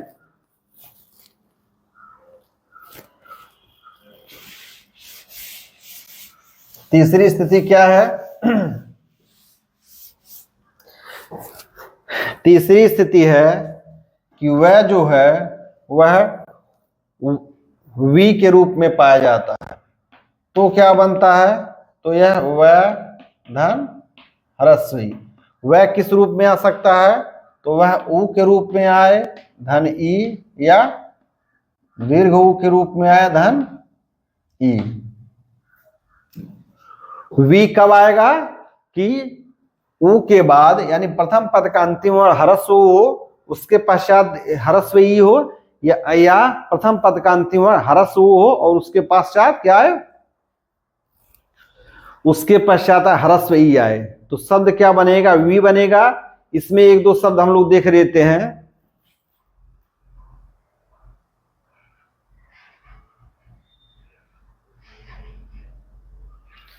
इसमें शब्द क्या बनता है, एक शब्द बनता है धात्विक। धात्विक इस यह बनेगा धातु धन इक से। धात्विक किससे बनेगा, धात्विक बनता है धातु और इक के मेल से। क्योंकि प्रत्येक शब्द का इस प्रकार से संधि विच्छेद करना संभव नहीं है, तो हम थोड़ा इसको जल्दी से कर दे रहे हैं। उसी प्रकार से है, एक शब्द है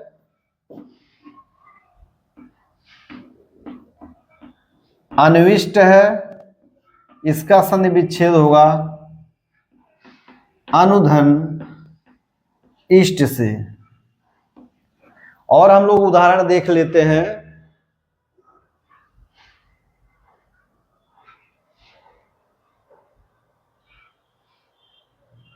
एक शब्द है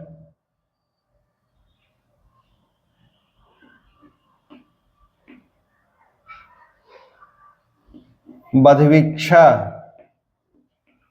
यह शब्द क्या बनेगा, बधु धन इच्छा से। एक शब्द है बधवीष्ट, यानी बधु धन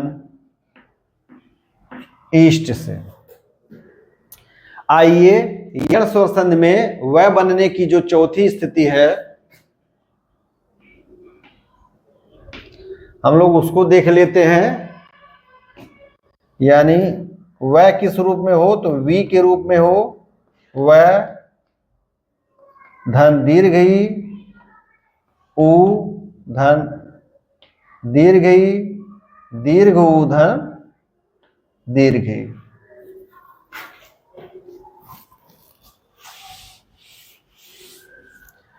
इसका हम लोग उदाहरण देख लेते हैं। वी, यदि यण स्वर संधि में वी रूप में आता है तो क्या स्थितियां बन सकती हैं कि प्रथम पद का अंतिम वर्ण ह्रस्व ऊ हो अथवा दीर्घ ऊ हो तथा द्वितीय पद का प्रथम वर्ण क्या होना चाहिए, वह दीर्घ ई ही होना चाहिए। तो शब्द क्या करने बन सकते हैं, एक शब्द है अन्वीक्षा, एक शब्द है अन्वीक्षा। हम लोग इसका संधि विच्छेद करेंगे तो बनेगा अनुधन इच्छा, अनुधन इच्छा। यानी यदि हम लोग अन्वीक्षा शब्द का संधि विच्छेद करेंगे तो वह बनेगा अनुधन इच्छा। उसी प्रकार से एक शब्द है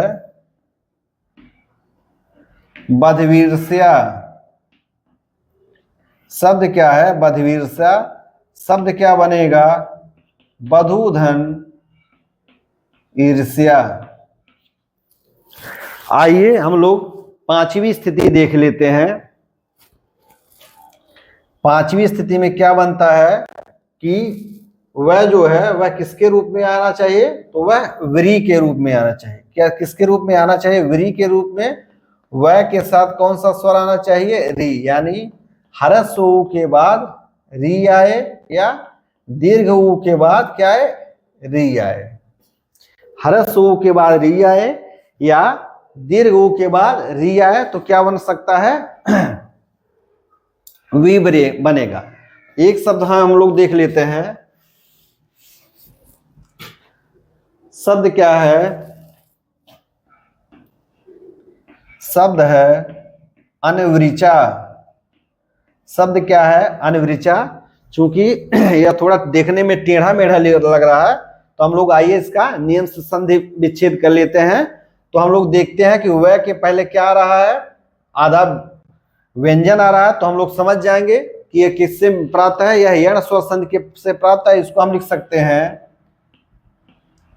अन व धन वृ धन चा। यहां तक समझने में कोई समस्या उम्मीद है नहीं होगी।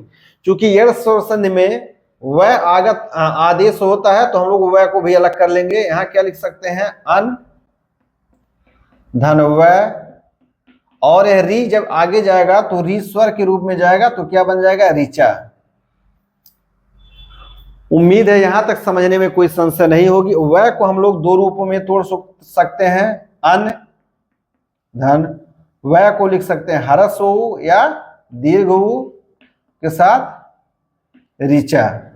शब्द क्या बना, शब्द बन गया अनु धन ऋचा या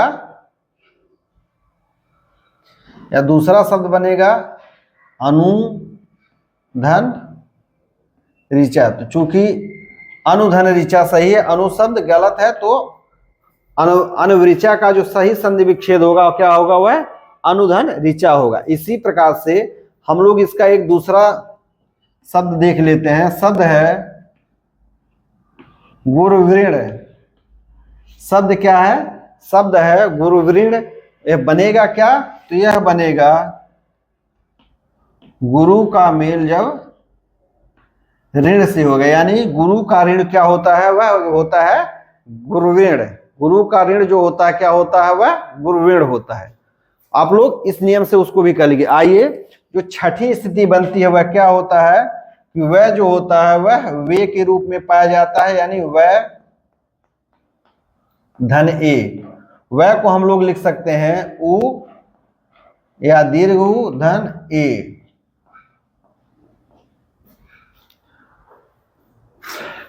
उम्मीद है कि यहां तक बातें आप लोग समझ पा रहे होंगे। वे का हम लोग संधि विच्छेद करेंगे तो देखिए एक शब्द है, एक शब्द है अन्वेषक। हम इसका संधि विच्छेद करेंगे तो यह बनेगा अनुधन एषक।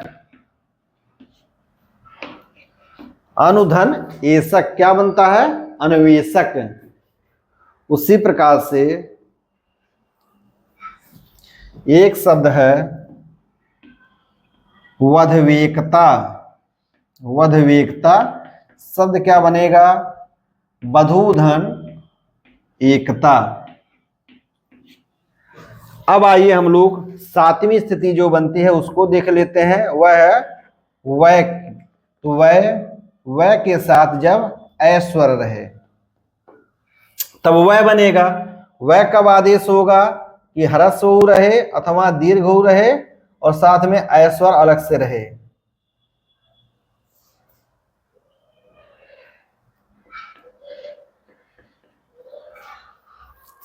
आइए हम लोग देख लेते हैं वय वाले शब्द का संधि विच्छेद क्या होता है।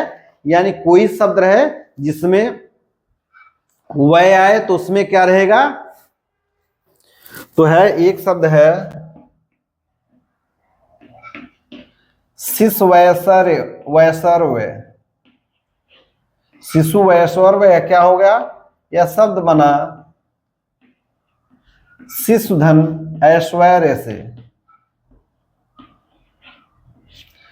शिशुधन ऐश्वर्य से शब्द क्या बना? शिशु ऐश्वर्य। उसी प्रकार से एक शब्द है बहुस्वैर्य।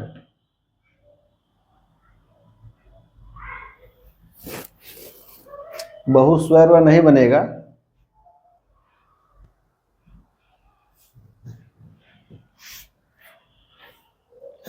शब्द है वह वैश्वर्य।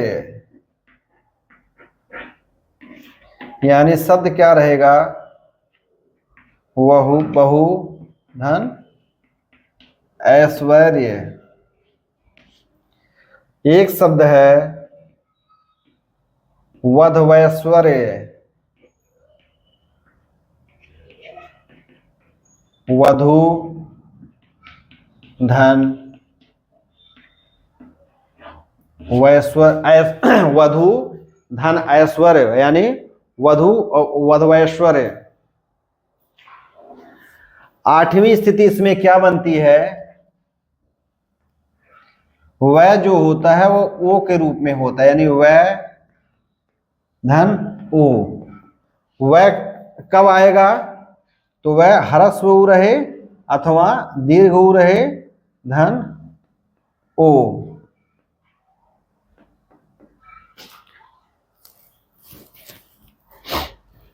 तो शब्द क्या बनेगा? इसका हम लोग एक दो उदाहरण देख लेते हैं। यानी यदि प्रथम यानी कोई संधि युक्त शब्द रहे जिसमें ओ आता है और ओ के पहले क्या हो? ओ के पहले आधा व्यंजन हो यानी स्वर रहित व्यंजन हो तो हम लोग समझ जाते हैं कि इसमें यड़ स्वर संधि होता है। हम लोग उसका एक दो उदाहरण देख लेते हैं कि एक शब्द है सिसोज। शब्द क्या बनता है? शिशु का मेल ओज से हो। शिशु का मेल जब ओज से हो तो शब्द क्या बनेगा? शिश ओज। उसी प्रकार से एक शब्द है लघोष्ठ।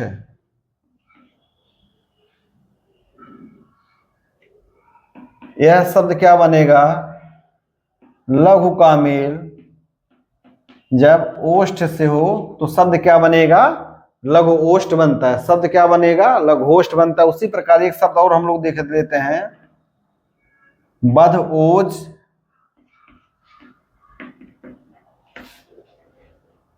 वधु का मेल जब ओज से होता है तो क्या बनता है? वधोज बनता है। नवीं स्थिति क्या बनती है? वाव के रूप में। यानी वह के बाद क्या हो? औ आए। वह कब आएगा? ह्रस्व ऊ रहे अथवा दीर्घ ऊ रहे उसके साथ औ स्वर आए।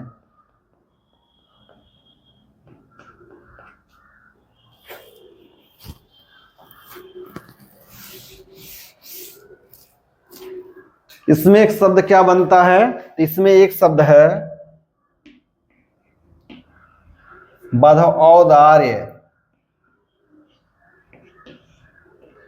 यानी शब्द क्या बनेगा, वधूधन औदार्य।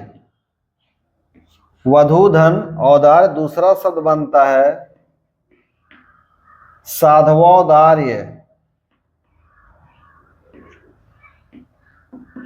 शब्द बनता है साधुधन औदार्य। हालांकि हमने काफी उदाहरणों पर चर्चा कर लिया है, तो हमने एक दो उदाहरण पूरी संधि विच्छेद करने की प्रक्रिया के साथ किया है, बाकी हम लोग सीधे लिख दे रहे हैं, क्योंकि एड़ स्वर संधि में आप लोगों को द्वितीय स्वर वर्ण के विषय में सोचने की कोई भी आवश्यकता नहीं रहती, वहां कोई समस्या नहीं रहता है। हमें समस्या कहाँ रहता है, तो हमें समस्या जहां य व और र प्राप्त होते हैं उसी को हमें स्वर वर्ण के रूप में अलग करना होता है, और वह ह्रस्व रूप में है या दीर्घ रूप में है। यदि हम लोग इतना दिमाग लगा लेते हैं, इतना कॉमन सेंस का प्रयोग कर लेते हैं, तो यण स्वर संधि हमारा कभी भी गलत नहीं होगा। तो यण स्वर संधि में वह के साथ यही 9 स्थितियां बनती हैं। इसमें भी हमें कुछ सावधानी यह बरतनी रहती है कि जैसे कुछ शब्द हैं, आप इसको नोट कर लीजिए। जैसे कुछ शब्द हैं, हम इसको नोट के माध्यम से लिख रहे हैं। कुछ शब्द हैं जैसे स्वस्थ, स्वतंत्र, स्वाधीन। स्वस्थ, स्वतंत्र, स्वाधीन, स्वांग, स्वाभिमान,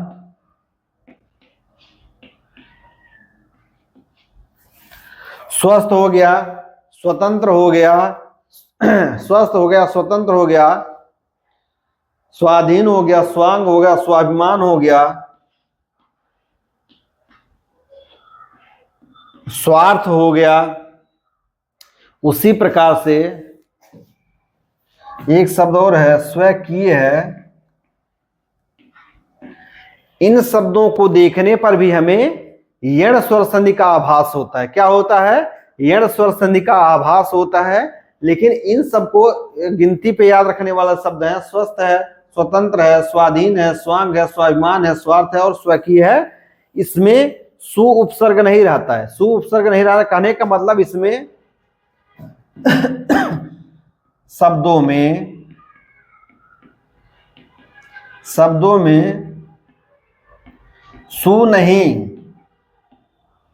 सु नहीं बल्कि स्व उपसर्ग होता है।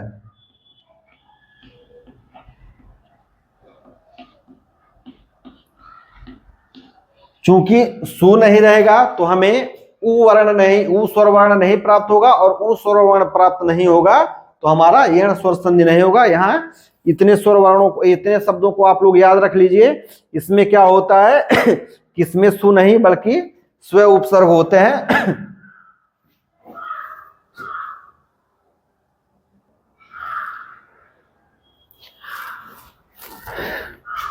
हमने यण स्वर संधि के अंतर्गत अभी तक यह तथा वह जब आदेश होते हैं तो कौन कौन सी स्थिति बन सकती है उस पर चर्चा कर चुके हैं। आइए हम लोग अंतिम स्थिति, यानी जब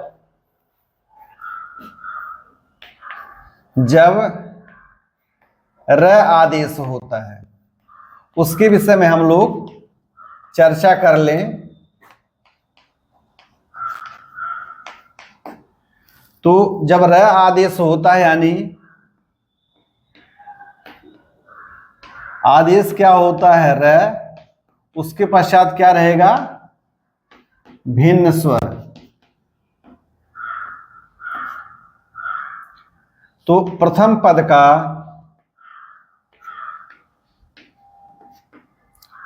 प्रथम पद का अंतिम वर्ण क्या रहेगा? री रहेगा। और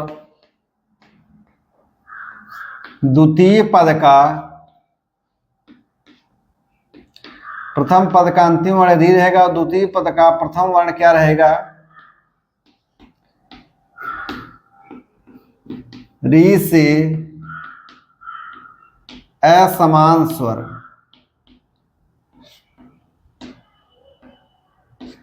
क्या रहेगा? रहेगा री से असमान स्वर। अब यण स्वर संधि में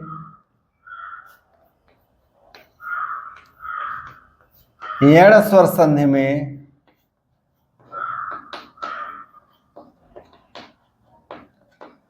र किस रूप में पाया जाता है? तो र, रा, री, री, रू, रू, रे, रै, रो, रव रूपों में या चूंकि हमने कक्षा के प्रारंभ में ही बताया है कि र जो होता है वह सदैव त्र के रूप में पाया जाता है, तो हम लोग क्या किया? त्र, त्रा, त्रि, त्रि, त्रु, त्रु, त्रे, त्रय, त्रो और त्रौ रूपों में पाया जाता है।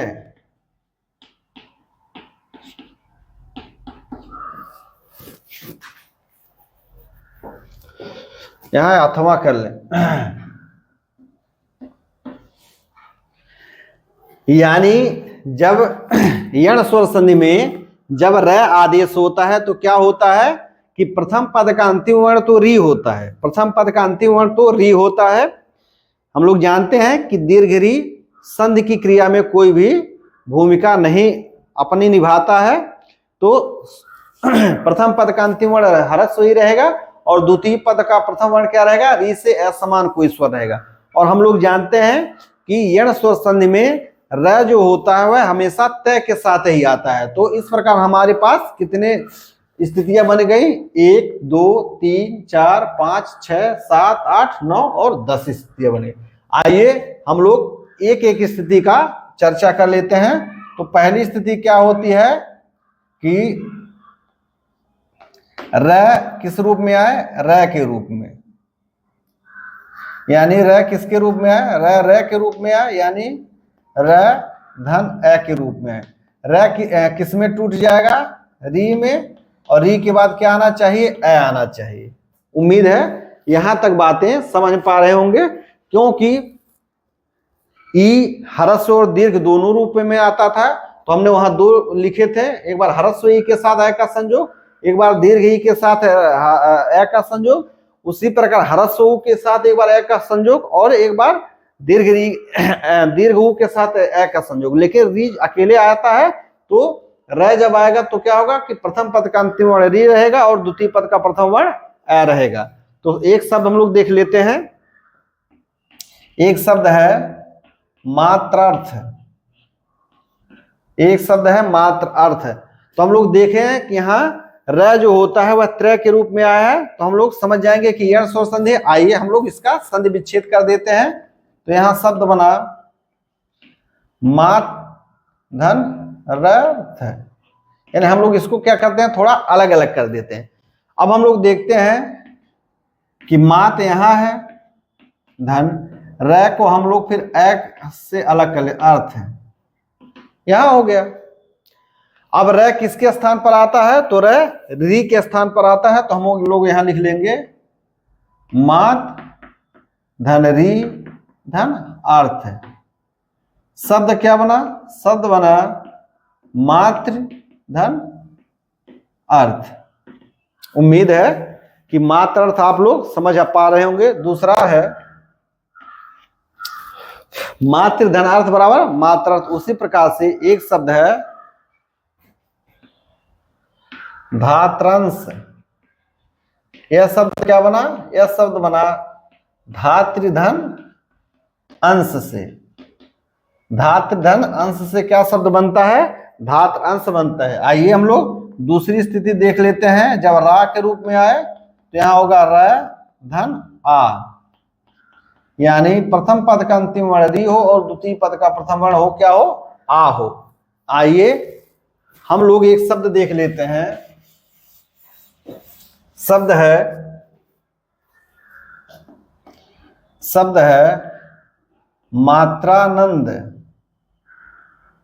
मात्रानंद, इसको हम लोग जब संधि विच्छेद एक बार करके दिखा दे रहे हैं।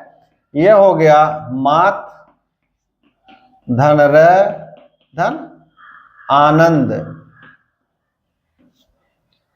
यह हो गया मात, र के स्थान पर री धन आनंद।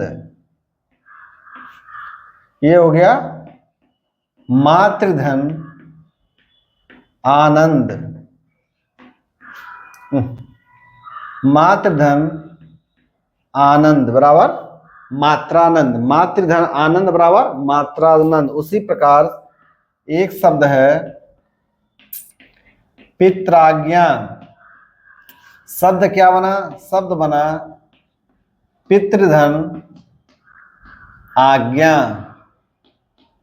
उसी प्रकार से एक शब्द है भ्रात्रादेश। शब्द बना भ्रातृ धन आदेश। आप लोग इसी आधार पर इन लोगों का भी संधि विच्छेद उन शब्दों का करिए, कोई समस्या नहीं। तीसरा जो स्थिति बनता है वह क्या है? र जो होता है वह री के रूप में आए, यानी र धन हरस्वई, यानी री धन हरस्वई। री धन हरस्वई यानी प्रथम पद का अंतिम वर्ण री हो और द्वितीय पद का प्रथम वर्ण क्या हो? हरस्वई हो। शब्द क्या बना? शब्द है एक भ्रातृक्षा। शब्द क्या बना? भ्रातृक्षा। यह क्या बन जाएगा? भ्रातृधन इच्छा। भ्रातृधन इच्छा। शब्द क्या बनेगा? भ्रातृधन इच्छा। उसी प्रकार एक शब्द और है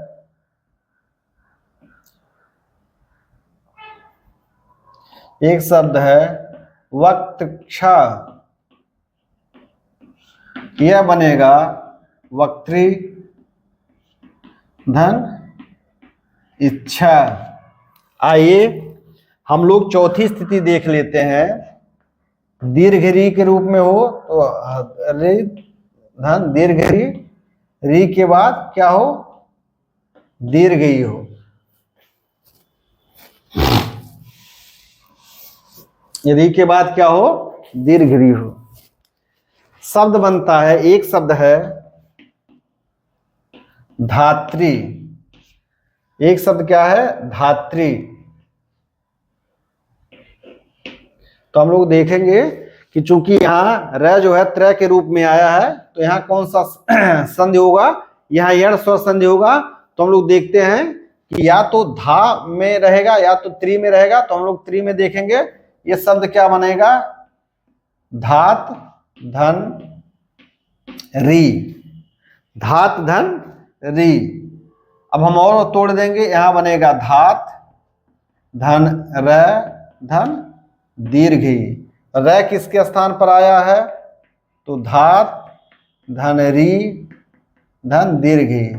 यानी शब्द क्या बना? शब्द बना धातृधन ई। धातृधन ई। उसी प्रकार आइए हम लोग पांचवी स्थिति देख लेते हैं। एक शब्द और देख लेते हैं। एक शब्द है व्याख्यात्री। इसका हम लोग संधि विच्छेद करेंगे तो यह बनेगा व्याख्यात्री धन दीर्घ ई। एकदम सीधे सीधे इसी के आधार पर बनेगा। जो पांचवी स्थिति होती है वह क्या होता है कि रू रूप में हो, यानी र के साथ ह्रस्व उ हो, तो री के बाद ह्रस्व उ आए, री के बाद क्या है, ह्रस्व उ आए।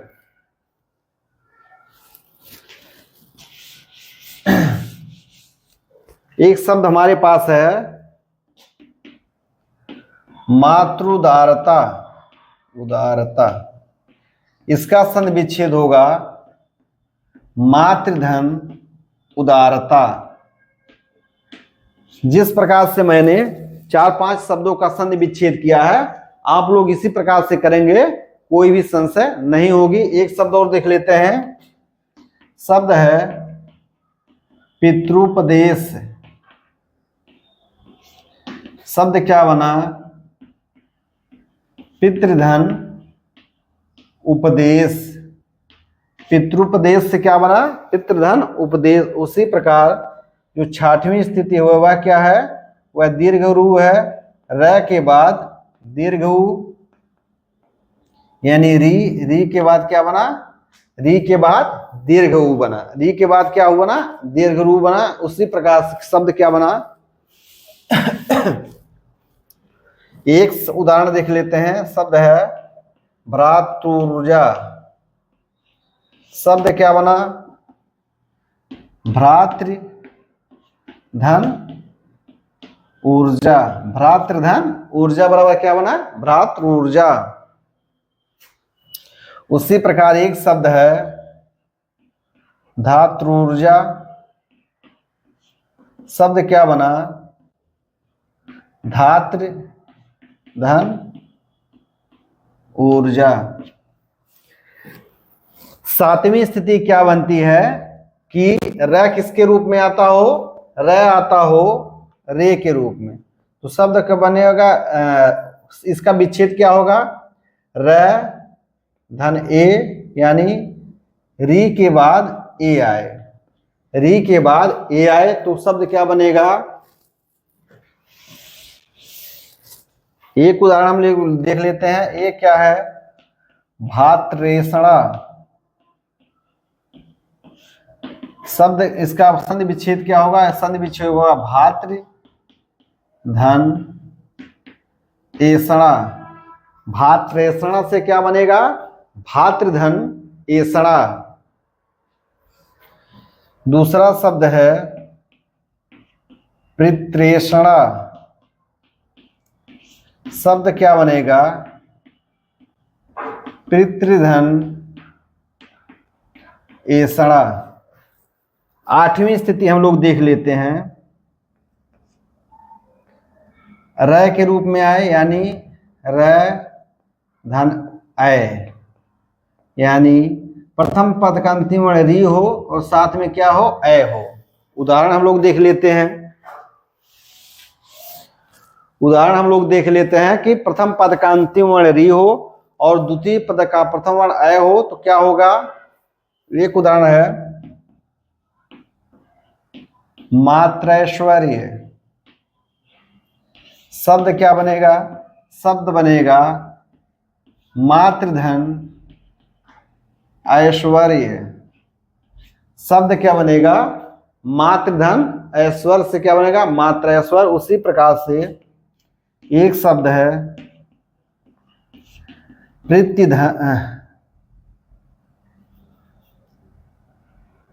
पितृऐश्वर्य से क्या बनेगा, बनेगा पितृधन ऐश्वर्य।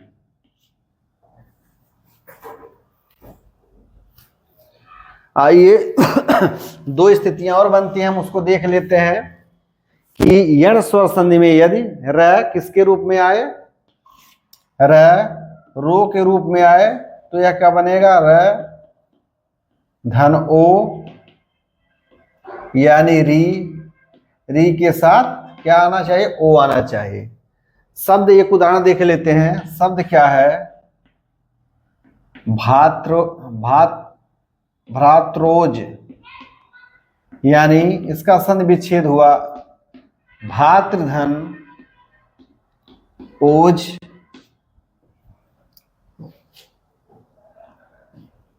10वीं स्थिति जो बनती है वह क्या होती है कि रौ के रूप में आए, यानी र के पश्चात क्या हो, अस्वर हो। यह किससे बनेगा, री के साथ यदि औ का मेल होता है तो हमें क्या प्राप्त होता है, तो हमें रौ प्राप्त होता है। एक उदाहरण और इसका देख लेते हैं। अगर हम मात्रोज यहां लिख दें तो हमारा संधि विच्छेद होगा मातृधन ओज। हम लोग 10वें का जो उदाहरण है उसको देख लेते हैं। वह क्या है, इसका एक उदाहरण है पित्रौत सुक्ता। इसका संधि विच्छेद होगा पितृधन औत सुक्ता।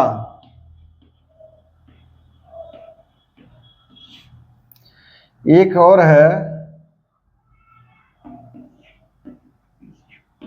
मात्रौदार्य।